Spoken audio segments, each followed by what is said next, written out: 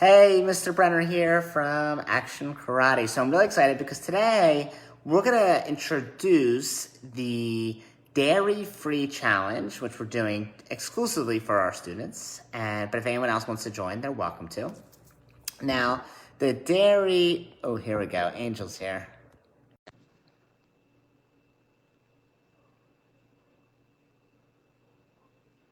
So the dairy-free challenge this month, so for anyone who doesn't know, every other month,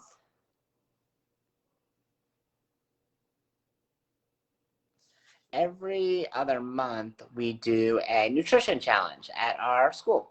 And the reason why we do this is because we want to create healthy habits for our kids that go beyond just martial arts, beyond just karate. Okay, now for the month of May, we do something called the Dairy-Free Challenge. Okay, now in the Dairy-Free Challenge, something really cool happens. So what we do is, for the goal of the Dairy-Free Challenge is to not never eat dairy again or say that dairy is good or bad, but the purpose of it is to discover what actually has dairy in it that you're eating and what doesn't, and how it can affect your body, your mood, your energy. So give me 1 second here. I'm going to add Angel on here. She's our pediatric dietitian. And oh, here we go. She's probably, hey! Here we go. Hey, how you doing? Great. How are you? I'm doing good. Thanks for getting on here. I was just introducing you.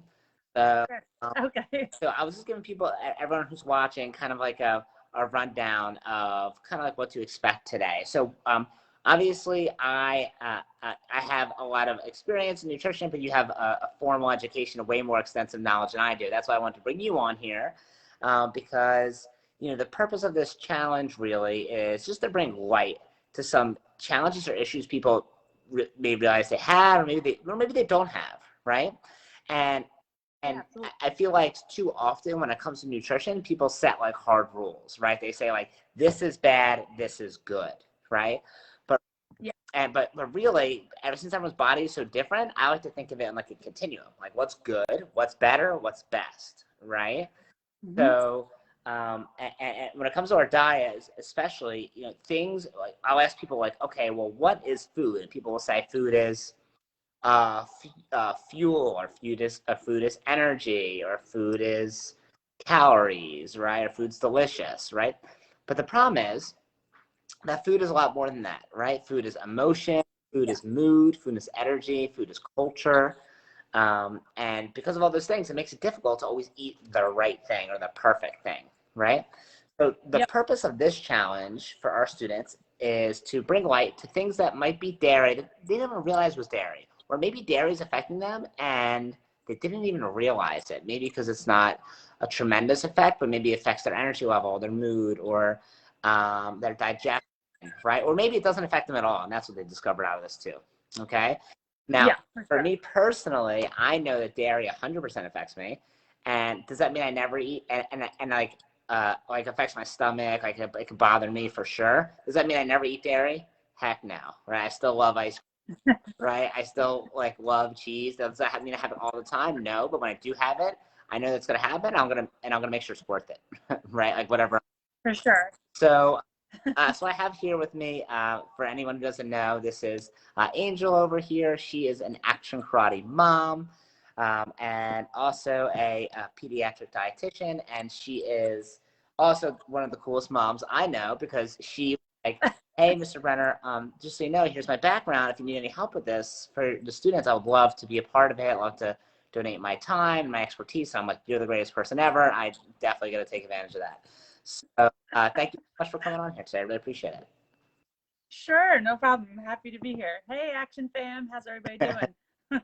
So for anyone who, by the way, is not watching this live and they're watching this later, just type in the comment box replay if you watch this in a replay, comment live if you're watching live. And by the way, if you guys have any questions, I'm going to be tracking. I know some people put questions on here before we started, but if you have any questions, you can comment on the Facebook page on this live video, and we'll try our best to answer all those. So before we start, Angel, or actually as we start, I know one of the things we talked about was, before we started, the scary fact of dairy, right? Of like, Yeah. of how many people are actually lactose intolerant, and I for sure fall into this category. So keep kind of like what you shared first before. Yeah. So dairy is one of these food groups, food families that is very controversial. People are very defensive of their love of dairy, and I totally get it. I'm Italian, so like, cheese is life, right? Um, but major studies have shown that 55 to 65% of adults by the time they reach age 65 will develop some level or degree of lactose intolerance.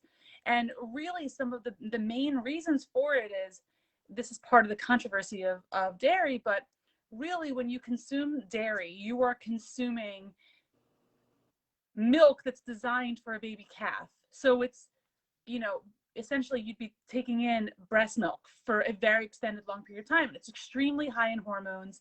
And the protein that dairy contains, the type of protein, is very, very big, and it can be difficult for a lot of folks to break down. So it's part of the reason why there's a lot of controversy around dairy. And like you said before, I don't think that you have to necessarily eliminate it unless you have a medical reason and you're medically, recommended to cut it out for a health purpose. But I think challenges like this are great because especially now, there are so many amazing alternatives to dairy that can be used, that give you the same mouthfeel or the same flavor profile or whatever you're looking for.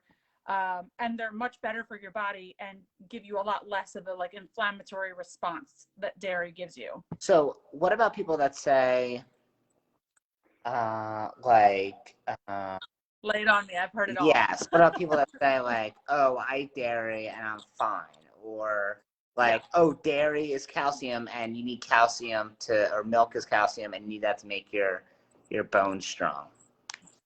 Yeah, so that's a very common concern and rebuttal that I get, especially when I was seeing patients. And really, if you ate a cup of broccoli, you'd get more calcium from a cup of broccoli than you would from a cup of milk. So the bioavailability, or your body's ability to absorb those nutrients, is so much higher in certain other foods. So yeah, milk isn't necessarily the only way that you can get calcium.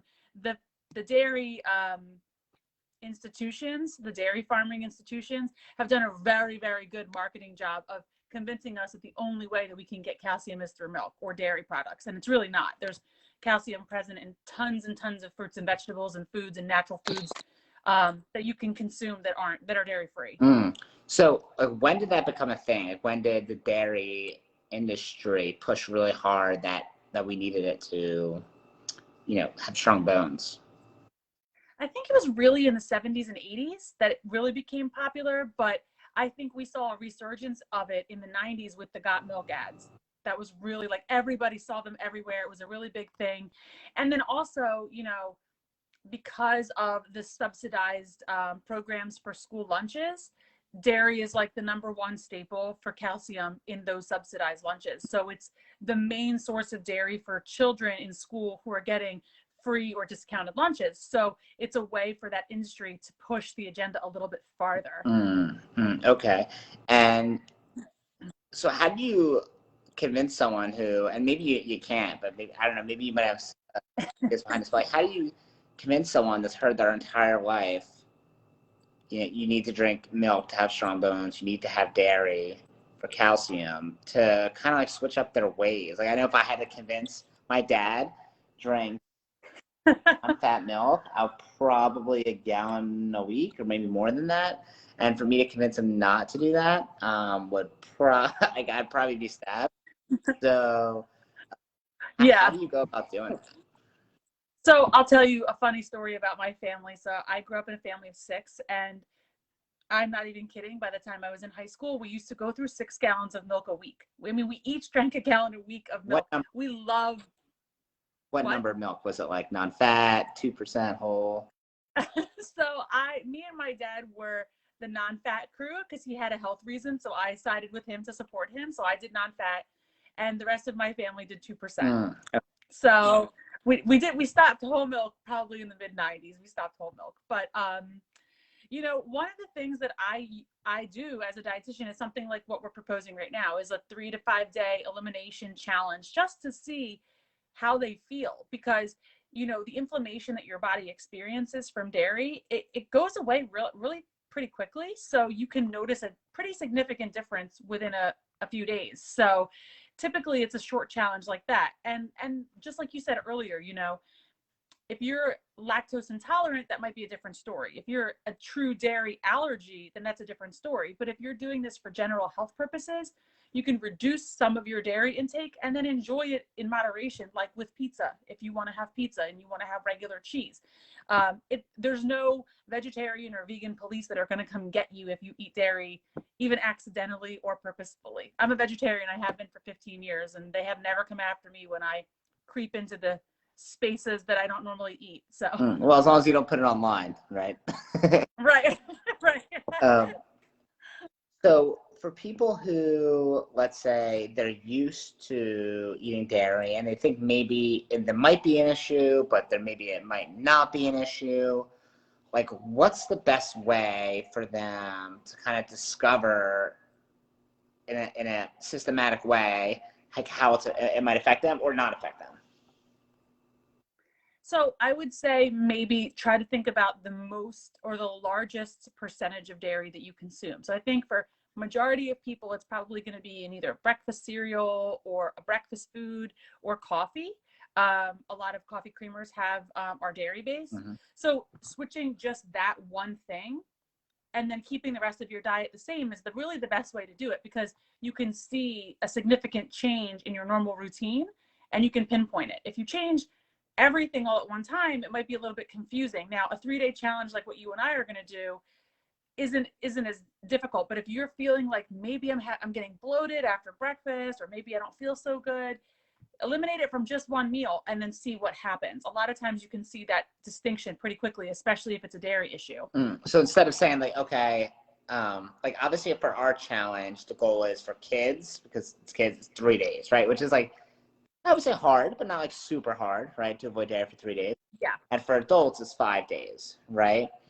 And then after you, let's say you do that, it was 3 days or 5 days where you completely eliminate it, you're saying the best thing to do is kind of isolate like one thing at a time. So maybe one day, yeah, or no cheese on your pasta, or is that what you're saying? Yeah, the rule of thumb with nutrition, especially if you're doing some kind of an elimination diet, is one thing at a time. So you never want to, let's say, eliminate both dairy and gluten at the same time, because then you won't know which one of those things is really bothering you. So you always want to just pick one and stick with it. But if you are anybody out there in cyberspace, if you're big milk drinkers, if you eliminate the milk, you'll probably figure it out pretty fast. Okay, so let's say someone does eliminate it and maybe it was affecting them in a way they didn't realize. Like what kind of changes or differences might they feel? So with dairy, a lot of times it can actually contribute to stomach pain or gastrointestinal discomfort. So maybe bloating or cramping after they have a meal. Gas is a really big one. So maybe if you're not like lighting it up after a meal, you might notice that that's a big difference that you have experienced versus before. Some people experience nausea and increased acid reflux. That's like that burning sensation in your throat. It can really contribute to a lot of different physical outcomes. But really it's the GI symptoms you see the most. Okay. And is it the same for kids and adults usually, or can it affect adults more as they get older? I think it would probably affect adults more. Kids, what you'll see is more so if they have a true lactose issue. So if they're truly lactose intolerant or they truly have a dairy allergy, you'll clearly see it. But in adults, definitely, because our risk factor goes up as we age, the likelihood of seeing it in an adult will go up. So you'll see it in you and I before we see it in one of our ninja sharks. Okay. So as you get older, the impact it could have on you becomes greater. Yeah. Do we know, for you know sure. why that is or how that happens? I don't know exactly the reason. I think there's some research suggesting that it's just because of your gut microbiome. So the makeup of the cells in your gut and how they respond. I mean, it's kind of like a door, right? So you can open a door as many times as you want, but eventually that hinge is going to break. So it's kind of the same abuse you do to your GI tract if you really aren't balancing your diet appropriately. You kind of break it. So your body will tell you when it's broken. Okay, so even if, oh, sorry, can you still hear me? Yeah, I can hear you now. I think we broke up for a second. So even if you grew up drinking milk and cheese and never bothered you, maybe later in life it bothers you. You don't realize that that's the culprit because you grew up eating it. Yeah. So here's a good example of that. I have eaten cheese and dairy my entire life. I drank milk, cow's milk straight up, like in cereal or in coffee, probably until 10 years ago. And then I made the switch just in the dairy, in the milk, to almond milk. But you know, Matt, that I'm pregnant. And right now I can't tolerate any dairy at all. So I'm vegan right now because I literally cannot eat any cheese, no cow's milk, no yogurt, no ice cream, nothing. I can't, it just throws my stomach through a loop. So it's something that you definitely can notice when it's starting to affect you, but you might not realize how poorly you feel until you eliminate it and you feel better. Some people compensate for that. Okay. So let's say you are used to eating those things and you're looking for some alternatives, right? Like, what are some alternatives we can do instead of cow's milk or cheese or like anything else to, just that way we don't feel like we're starving ourselves or, giving up everything. Yeah. Trust me, I'm not the kind of dietitian that will ever tell you not to eat. Eat the food. So right now, we're really fortunate. There's so many companies out there that produce dairy alternatives for all sorts of products, and they're widely available. So they're not just available at specialty stores or high-end organic stores anymore. You can get them everywhere, even locally here. I do my shopping at the local ShopRite in Cinnaminson, and I can buy this stuff there. But you can get basic dairy alternatives for milk. Let's say you can get almond milk, you can get cashew milk, you can get banana milk now, which is really good. Oat milk is becoming very, very popular. And you can get those same types of alternatives in ice cream, in cheese. There's a huge variety of vegan cheeses that are non-dairy. You can get all kinds of extra things now that you couldn't get before. One swap that I like to use, which isn't exactly a sort of one-to-one swap for dairy, but I can't eat cheese right now, which breaks my heart. So I've been eating a lot more avocado. So today I had a tuna sandwich, and instead of putting a slice of cheese on it, I sliced up an avocado and put that on it. You get the same fatty mouthfeel, but you get a really, really high quality fat source, very, very heart healthy for you. And you're getting those extra vitamins and minerals from it being a vegetable. So those are great options. And then one thing that most people don't realize is dairy free is mayonnaise. So you can get like a light mayo. Yeah, mayo is dairy free. It's made with egg yolk. You can get one made with olive oil now, which is even healthier. It's even better for you just because it's got a better quality fat in it. But that's a nice alternative if you're trying this challenge. Okay. And then what about so you mentioned some of the other milks. So, almond milk, and now there's a million of them. I think if you were trying to do this maybe 20 years ago, it would be very difficult. But now so many people are more conscious of it. So, you have oat milk, almond milk, cashew. 20 years ago, the only thing that existed was rice milk. Yeah, rice milk, which is gross. So that's gross. So what about those? Like, are those okay? Like, are those, tell me about those other options. Are those dairy? Yeah. We actually had a question in your post yesterday about this.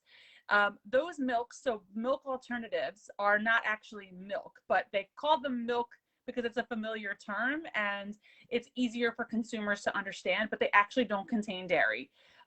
Most of them are fine. There is one slightly controversial ingredient in some of those that you can definitely find versions without, but is Carrageenan. It's a preservative that there's some emerging research that's saying it's linked to other diseases. So if you're looking for a milk alternative without Carrageenan, you can certainly find it too. I think for the purposes of our 3-day to 5-day trial, it's fine. It's just a very small dose. But yeah, there's a million of those milks out now, and they all have yogurt alternatives as well. Okay, so the ingredient is Carrageenan. Say that again, Carrageenan. Okay, first three letters CAR. Yeah, I'll put it in the chat. Okay, all right, good. And then, and that's usually in the nut milk sort of things. Yeah, you see it a lot in almond milk. Some of the really big manufacturers of almond milk will use it. But I buy my almond milk at Aldi, and it doesn't have it in it. So yeah, it's funny because milk I think has always bothered me, but I always ate it because my parents just like it's like something we did, and now that I've switched to even with switching to other alternatives like almond milk and oat milk, it still pretty much bothers me. Like I don't think I can do anything, even though it's not there. So just because you have an alternative, I don't think necessarily that's a solution, right? You got to feel what your body feels, right? So it's more of like a feeling than it is like a definitive answer, right? So there's going to be something. Yeah. One thing I always tell people is you have to listen to your body. I mean, you have to really tune into it and really pay attention. There could very well be an ingredient in one of those alternatives that's just irritating you. It's probably a preservative, most likely, and it's probably one of the same preservatives that's in cow's milk. But yeah, and the thing is the manufacturers do a really good job of using the cheap parts of cow's milk and the cheap parts from cheese production to fortify or improve the mouthfeel of other products. So there's a lot of sneaky dairy out there. So can you tell us some items that, and part of the discovery of this challenge is figuring out what is actually there and what is not, right? Like mayo, I think I might have thought, oh, that's dairy. I actually knew that one wasn't there because it made an egg yolk, and I think it's like lemon juice, and I thought I saw on a cooking show once, and I was like, what? It blew my mind. Yeah. So what are some items that people like, obviously people know cheese and milk, right? But there's got to be some other items that have dairy that we don't anticipate, right? So what other things might have dairy that we haven't realized? What are some traps?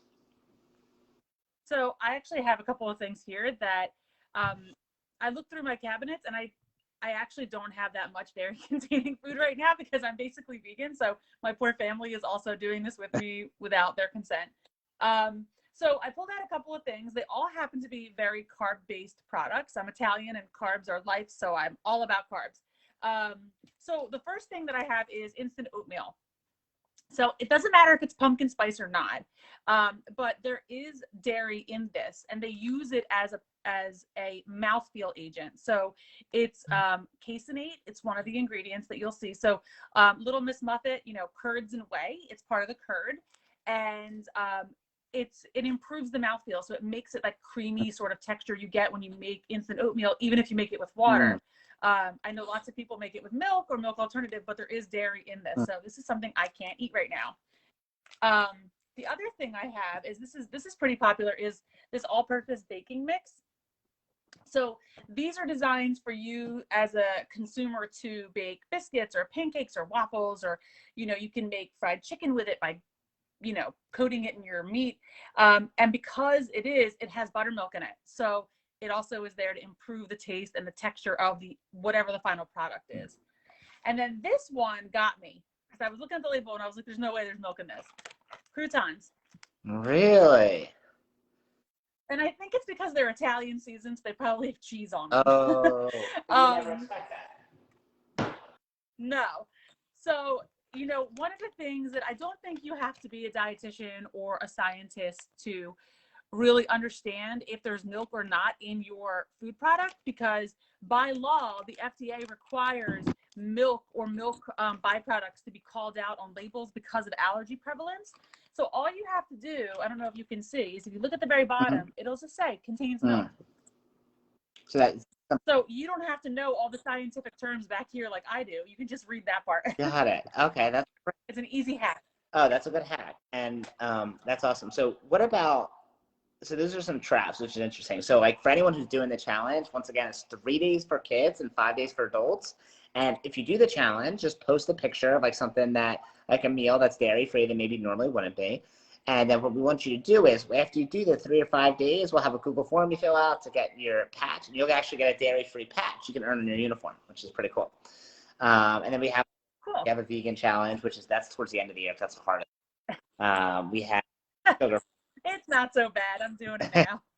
Um, so yeah, it's actually not bad since there's a lot of good vegan restaurants. I know a lot of good Oh, you, yeah. you can go out to. I remember when I did the vegan challenge, I felt like I was cheating. I think I first did it like 3 years ago, and I went to a restaurant where there was like cheesesteaks and like pizza, and it was all mushroom. It's delicious, right? But it felt like I was Delicious. cheating, right? So, what about just like alternatives for ice cream, like coconut milk ice cream, or I think they even have almond milk ice cream. Like, what about the Halo Top? Is Halo Top dairy? There's other ones. There's other alternatives. So Halo Top, I think, has dairy, and I think it's whey based, so that's technically dairy, because the Halo Top is so high in protein. Right. So I believe it's whey based, but I'd have to look at the label. Personally, my favorite brand for non-dairy ice cream is So Delicious. It is unbelievably good. The cookies and cream is amazing. It's so good. And that's been my guilty pleasure right now because I can't eat anything dairy. So I've definitely been tapping into that. Very, very good. Good alternative. But even you can buy, so my last clinical job as a dietitian, I worked with rare diseases, and most of those patients couldn't consume whole protein. So it was very rare diseases. And I actually found out that Aldi, at the grocery store Aldi, has a ton of dairy-free and vegan options, and it's very inexpensive. So if this is something that some of our action moms are like, I don't want to spend a lot of money and buy a bunch of stuff that I don't know if my kids are going to really like or dislike or whatever, you can get some of these alternative cheeses and milks and ice creams at Aldi, and they're really cheap. They're a couple dollars. They're really not expensive. Okay, great. I think Lauren commented on here saying Halo Top does have some flavors dairy free. Oh, Lauren, I think you're right because I think I had their peanut butter flavor. Yum. No, not yum. This is the most disgusting. No? It was so bad. It tasted like fuck. I like Halo Top. Fine. I mean, is it as good as Better Jerry's? Obviously not. But or whatever.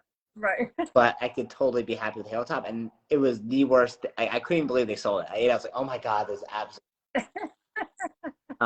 Well, I'm not sponsored by any companies, and I will say So Delicious is my favorite. So check it out. So delicious. I've had that one. I had the I think it's like salted caramel. I think. Yes, that one's really. It's good stuff. But if Halo Top is watching and they want me to sponsor them, I'm also happy to do that because I'll take Halo Top. Right. So anyway, I feel like we covered a lot of it. Is there anything else you want to add for anyone else that's watching that's going to try the challenge, or maybe they're confused about dairy? Yeah, don't forget about fruits and veggies and beans. So legumes, I should say.